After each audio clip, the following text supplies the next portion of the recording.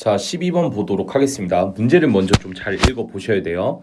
자연수 m에 대해서 다음 조건을 만족시키는 모든 자연수 k의 값의 합을 am이라 하자라고 나와 있는 상태죠. 자, 근데 이제 조건을 보시면 3 곱하기 2의 m승은 첫째 항이 3이고 공비가 2 이상인 자연수인 어떤 등비수열의 제 k항이다 라고 나와 있고, 이제 m 값을 여기다가 이제 집어넣게 되면 요 함수가 am이 어떤 함수냐면 m 값을 집어넣게 되었을 때 그때 모든 자연수 k들의 합을 am이라고 했기 때문에 여기다가 이제 m을 집어넣게 되면 그때 나오는 제 k항이 각자 얼만가를 보도록 하라는 거죠. 그러니까 예를 들어서 3 곱하기 2의 제곱이라고 하는 거는 첫째 항이 3이고 공비가 2인 등비수열 기준에서 이렇게 생겼으니까 여기다가 이제 n에다가 3을 넣으면 저게 만들어지죠. 그래서 k가 3이 되는 걸 볼 수가 있고요. 그 다음에 공비가 4인 등비수열은 어쨌든 생김새가 이렇게 생겼겠죠. 그래서 이제 이 친구를 좀 정리해 보면 이렇게 생겼어요.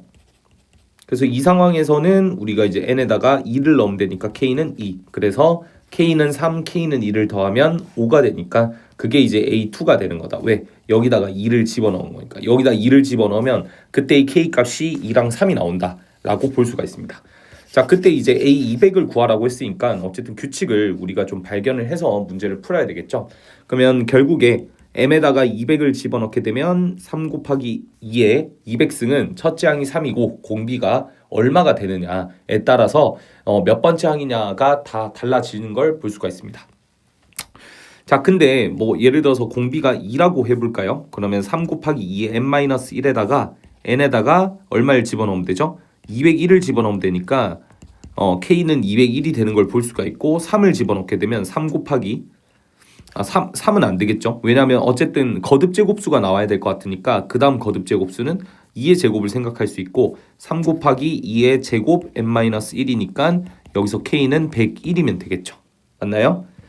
그 다음에 만약에 2의 세제곱이라고 하면 3 곱하기 2의 3승 n-1인데 여기서 정리를 했을 때 3 곱하기 2의 3n-3이 3 곱하기 2의 200이 되는 n값을 찾아야 되는데 n은 자연수가 될 수가 없겠죠. 그래서 이런 애들도 될 수가 없습니다. 그럼 결국 될 수 있는 거는 또 2의 4승 이런 애들이니까 이런 걸 알 수가 있네요. 만약에 공비가 2의 p승이라고 가정을 하면 3 곱하기 2의 p승의 n-1이 3 곱하기 200이 되어야 되는 거니까 2의 200승이 되어야 되는 거니까 여기서 3 약분시켜주면 결국 p의 n-1이 200이 되는 걸 볼 수가 있고 여기서 p는 자연수고 얘도 자연수기 때문에 부정방정식에 의해서 우리가 200 곱해서 200을 만드는 녀석을 찾으려면 결국 n-1이라고 하는 것은 p분의 200이 되는 거니까 얘가 자연수가 되어야 되는 거니까 p는 200의 약수다라고 해석을 해도 나쁘진 않겠죠. 그러면 200의 약수들이 전부 다 성립이 되는 형태고 그럼 우리가 구하라는 n값은 결국 여기다가 플러스 1을 한 요게 바로 정답이 되겠죠. 그래서 예를 들어서 p가 1이었을 때는 201이 돼서 얘가 됐었던 거고 2를 집어넣으면 101이 돼서 얘가 됐었던 거죠. 그러면 이제 여기서 4를 뭐 집어넣게 되면 2의 4승에 공비가 2의 4승일 때는 51이 되는 거고 이런 식으로 계산을 할 수가 있게 되는 겁니다. 그러면 결론적으로 우리가 이거를 어떻게 다 더해 날 걸까? 당연히 이거를 노가다에서 계산하는 거는 굉장히 좀 무리가 있겠죠. 그래서 저는 이런 식의 생각을 좀 진행을 해보도록 하겠습니다. 지금 어쨌든 얘는 약수가 나오는 거잖아요. p에다가 1을 집어넣게 되면 자 200의 약수를 써볼게요. 1을 집어넣게 되면 200이 나오죠. 2를 집어넣으면 100이 나오죠. 3을 집어넣게 되면 안 되고 4를 집어넣게 되면 50이 나오죠. 5를 집어넣으면 40이 나오죠. 6 안 되고요. 7 안 되고요. 8 넣으면 8, 2, 16에다 25가 나옵니다. 계속 가볼게요. 쭉쭉쭉쭉.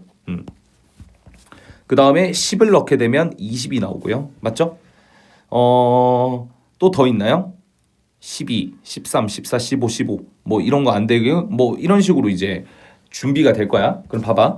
1을 넣었을 때 얘가 나왔던 거죠. 2를 넣었을 땐 얘가 나오고 4를 넣었을 때 얘가 나오고 5를 넣었을 땐 얘가 나오고 8을 넣었을 땐 얘가 나오고 10을 넣었을 땐 얘가 나오죠. 그리고 20을 넣었을 땐 10이 나오고 25를 넣었을 때 얘가 나오고 얘가 넣었을 때 얘가 되는 거죠. 그럼 결론적으로 얘네들이 전부 다 한 번씩 쓰게 된 거 아닌가요?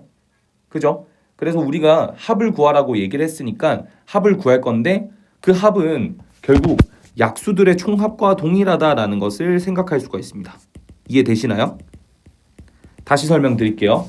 P에다가 내가 1을 넣었어. 그러면 200이 나온 거야. 나온 걸 봐야 돼. 그럼 얘 나왔죠. 2를 넣으면 100 나오고 4를 넣으면 50 나오고 5를 넣으면 40, 8을 넣으면 25, 10을 넣으면 20이 나온 거죠. 그 다음에 20을 넣으면 10, 그 다음에 25, 8, 45, 54, 102, 201 이런 식으로 나온 거죠. 그러니까 결국 우리는 여기에 있는 모든 수들을 이렇게 집어넣었을 때 나오는 n값이 있을 건데 그 n값을 다 뭐 하라고 했습니까? 합해야 됩니다. a 200이기 때문에.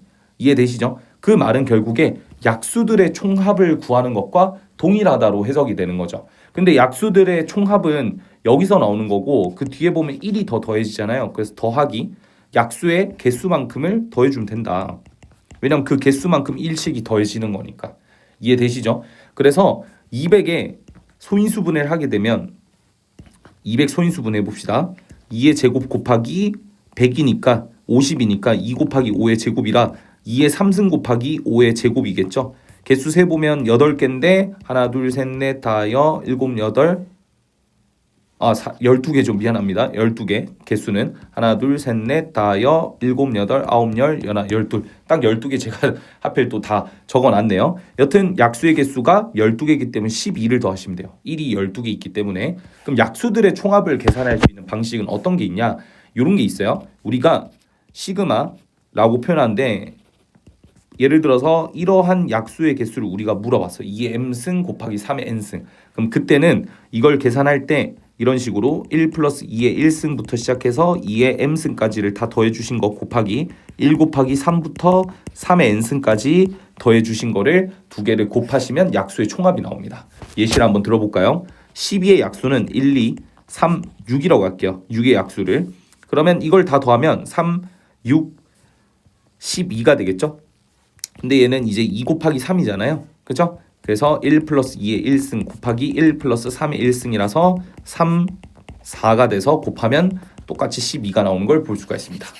자, 그럼 결론적으로 약수들의 총합은 200이니까 어쨌든 우리가 지금 필요한 거 시그마 뭐가 필요한 거죠? 2의 3승 곱하기 5의 제곱이 지금 필요한 상황인 거죠. 4승까지 들어가야 되겠네요. 아닌가요? 3승인가요? 40 곱하기 5 맞죠? 이렇게 나오겠네. 오케이. 그러면 이걸 가지고 계산해보면 1 플러스 2 플러스 2의 제곱 플러스 2의 3승 곱하기 1 플러스 5 더하기 5의 제곱 이런 식으로 계산을 해주시면 되겠고 얘는 3, 4, 7에다가 8 더하니까 15가 되고 곱하기 얘는 6 더하기 25니까 31이 돼서 요것만 계산해주면 되겠죠.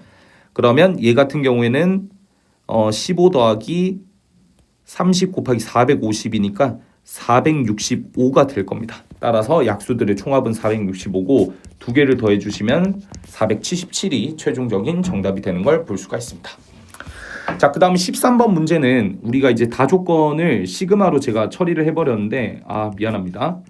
이 뜻은 1항부터 10항까지 합이 마이너스 14라는 소리예요. 이걸 가지고 문제를 다시 한번 멈췄다가 풀어보시길 바랍니다. 자, 그러면 문제를 한번 풀어볼까요? 13번. 가조건을 봤더니 A1이 될 수 있는 거는 이제 2 아니면 마이너스 2라는 정보를 얻을 수 있고요.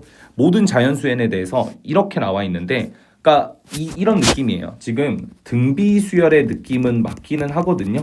근데 등비수열이라고 하기에는 2 다음에 4가 와도 되고 마이너스 4가 와도 상관없어요.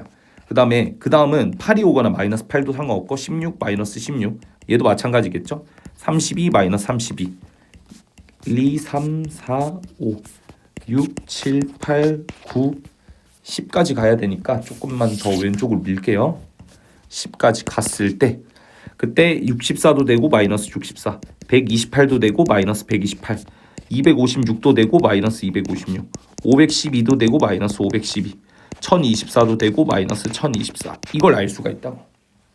그러니까 이제 어떤 느낌인지 알겠죠? 모든 자연수 n에 대해서 요걸 만족한다는 거는 절대값이 등비수열을 띠고 있다는 소리야.